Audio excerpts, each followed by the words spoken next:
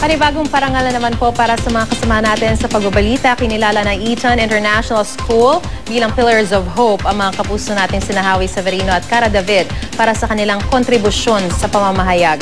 Ang mainit na balita hatid ni Bam Alegre. New school building, and we will... Pinarangalan ng Eton International School bilang Pillars of Hope ang mga kapusong sina Howie Severino at Cara David na parehong eyewitness documentarists at News2Go anchors. Kinilala ang natatanging nilang mga kontribusyon sa broadcast journalism, lalo na sa paghahatid ng mga balitang napapanahon. Taos-puso ang kanilang pasasalamat at nagbigay pa sila ng mga payo sa mga mag-aaral. Just always stay positive, offer encouragement. It's ironic na in the places na pinakamahirap, pinakamadilim, pinaka-nakakalungkot, pinakawalang kapag-apag-asa, doon ka nakakahanap ng pag-asa, ng hope.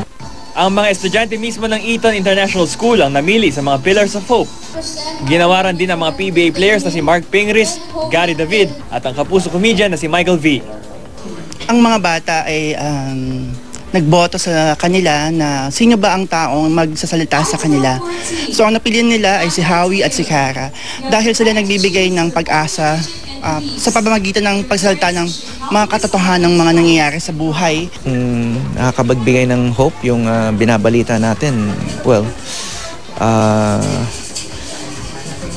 bonus na yon kasi hinahabol lang naman natin yung katotohanan eh. Storyteller lang naman ako ng pag-asa. Ang tunay na nagbibigay ng pag-asa yung mga na-interview natin sa mga malalayong lugar, yung mga Pilipino na kahit na mahirap sila, hindi nawawala ng pagmamalasakit. Dati na rin nagawaran bilang Pillars of Hope ang mga kapusong sina Jessica Soho at Arnold Clavio.